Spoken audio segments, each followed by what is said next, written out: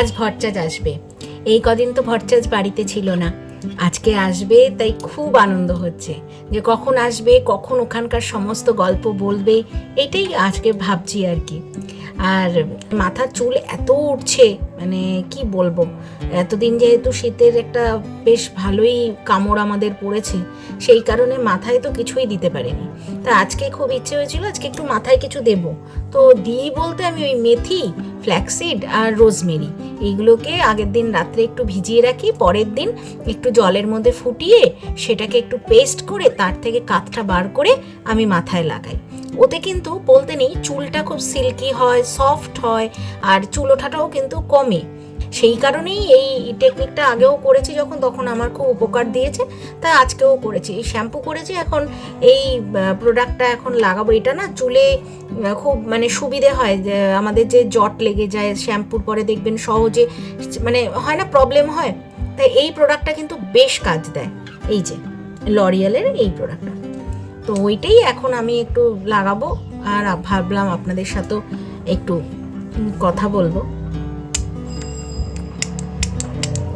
প্রায় শেষ নেই বলতে গেলে, এই যে এইটুকু পড়ে আছে। তো যাই হোক, আপনারা সবাই কেমন আছেন? আর আজকে আমি অলরেডি কেশবকে দুপুরের মানে খাবার দিয়ে দিয়েছি, মানে লাঞ্চ দিয়ে দিয়েছি। তো আর এটা কিন্তু স্ক্যাল্পে লাগায় না, এটা এই চুলের যে লেন্থটা আছে সেটাতে লাগাতে হয়। আর দেখবেন খুব সহজেই কিন্তু জটটা ছেড়ে যাবে। আজকে চুলটা শ্যাম্পু করার পরে তো আঁচড়ানো হয়নি, তো আমার কর্তা ভিডিও কল করেছিল, ভিডিও কলে দেখে বলছে তুমি কি চুলের স্টাইল চেঞ্জ করেছো? আমি বললাম না, চুলে যেহেতু এখনো মানে চুলটা একটু শুকোয়নি, কারণ শ্যাম্পু করার পরেই তো সঙ্গে সঙ্গে চুল আঁচড়ানো যায় না, তাহলে আরও বেশি ছেড়ে। তো ওই জন্য মানে সত্যি বলতে একটু ওয়েট করেছি কিছুক্ষণ, মানে একটু শুকোবে, তারপরেই ঠিকঠাক আর কি চুলটা আঁচড়ানো যাবে। এই আর কি ক্রিম টিম মেখে সিঁদুর টিঁদুর পরে, কারণ গ্যাস তো ধরতে পারবো না সিঁদুর না পড়লে, ওই জন্য আগে তাড়াতাড়ি করে চলে গেছি সিঁদুরটা পরে, যাতে কেশবের রান্না বান্নাটা কোথায়। সেসবকে সকালে দিয়েছিলাম আজকে মাখানার ক্ষীর, আর দুপুরে দিয়েছি শিম আলুর ঝোল আর মিষ্টি আলু সেদ্ধ। দেখাবো আপনাদেরকে। আমার কেশবও আজকে খুব আনন্দ, ওর বাবা বাড়ি আসবে। এই ভূতের মতো হয়ে গেছে মতো।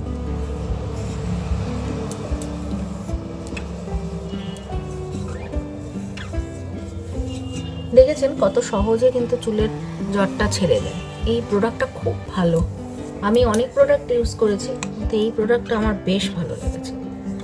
আর এই চিরুনিটা কাঠের চিরুনি, চেষ্টা করি কাঠের চিরুনি দিয়েই আঁচড়াতে। চলুন এবার তাহলে আপনাদেরকে দেখাই কেশবকে। আর সন্ধেবেলা কর্তা আসবে, তা আজকে ও বললো প্রত্যেক দিনই ওখানে রুটি খেয়েছে রাত্রে, তো আজকে বলছে একটু পরোটা করবে। আলাম ঠিক আছে, তাহলে আজকে কেশবই বা বাদ যায় কেন, কেশবকেও আজকে একটু পরোটা আর আলু মানে সাদা আলুর তরকারি ভেবেছিলাম প্রথমে, তারপর ভাবলাম ঠিক আছে নর্মাল একটু আলুর তরকারি করে দিই। তবে আলুর তরকারি রেসিপিটা কিন্তু আপনাদের সাথে আমি শেয়ার করব। আপনারা এইভাবে আলুর তরকারি কোনোদিন করে খেয়ে দেখবেন, বেশ ভালো লাগে, এটা খুব সুন্দর ফ্লেভার আসে। ওই ফ্লেভারটার জন্যই কিন্তু এই আলুর তরকারিটা আমার এত ভালো লাগে, এবং আমার ভট্টাচেরও এত ভালো লাগে। চলুন এবার কেশবের ভোগ দর্শন করাই, আর কেশবকেও এবার ঘুম পাড়ানোর টাইম হয়ে এসছে। চলুন। এই যে আজকে আমার কেশব, এই জামাটা ওর জেম্মা দিয়েছে, একটু বড় ছিল, তা সেলাই টেলাই করে দিয়েছি, ঠিক আছে এখন। তো এই জামাটা আজকে ও পরেছে, আর এই হচ্ছে ওর আজকের ভোগ। কেশবের খাওয়া হয়ে গেছে, এবার ওকে ঘুম পাড়িয়ে তরকারিটা বসাবো। বিকেলের যে তরকারিটা বানাবো বলেছিলাম সেটা বানিয়ে নিই। গ্যাসের আছে প্রথমেই কড়াই বসিয়ে দিয়েছি, কড়াইটা গরম হয়ে যেতেই দিয়ে দিলাম সর্ষের তেল। রান্নাটা আমি সর্ষের তেলে করব। এবার তেলটাও গরম হয়ে গেছে, দিয়ে দিচ্ছি একটা তেজপাতা, তারপর দিয়ে দিলাম একটা শুকনো লঙ্কা, দিয়ে দিচ্ছি 5 ফোড়ন, এবার দিয়ে দিলাম সামান্য আদা কুচি, দিয়ে দিচ্ছি হিং। আদা আর হিঙের গন্ধ এই রান্নায় একটা অপূর্ব মাত্রা যোগ করে। দিয়ে দিচ্ছি নুন আর হলুদ দিয়ে মাখানো আলুর টুকরোগুলো। এবার আলুর টুকরোগুলো বেশ কিছুক্ষণ ধরে একটু ভেজে নেব।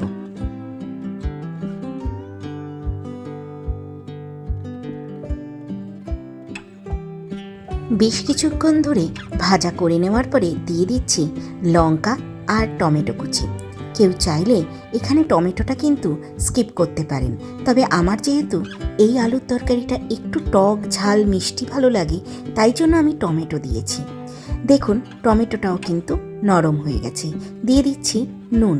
নুনটা একটু বুঝে শুনে দিতে হবে, যেহেতু আগেই নুন হলুদ মাখানো ছিল আলুতে।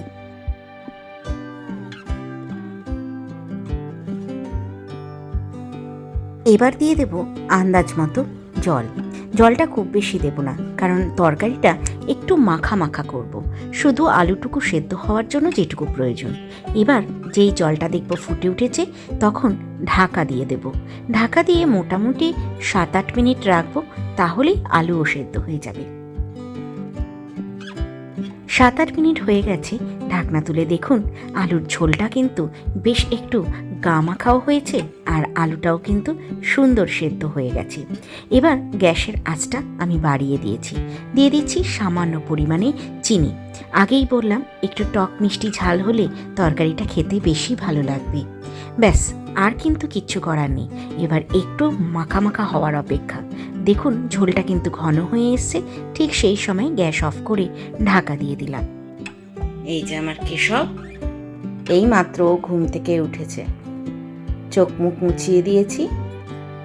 আপনারা তো দেখেইছিলেন দুপুরবেলা আলুর তরকারিটা করে রেখেছিলাম, যাতে সন্ধেবেলা ওকে একটু পরোটা আর আলুর তরকারি ভোগ দিতে পারি।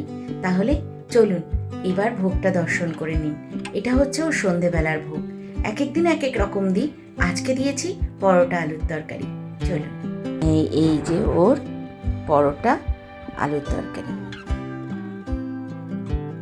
চলুন, ভরচাজ এসে গেছে কত দিন বাদে, এখন ওর সাথে একটু সময় কাটাবো। আপনারা তো দেখতেই পেলেন কর্তা এসে গেছে, এখন ওর সাথে ওখানকার একটু গল্প করব, একটু আনন্দ করব, কি কি করলো ওখানে, কি খেলো, সব কিছুর খবর নেব। তাহলে এখন আমাকে করতে হবে ওর জন্য একটু চা আর একটু খাবারের আয়োজন। আজকে তাহলে ব্লগটা এই অবধি।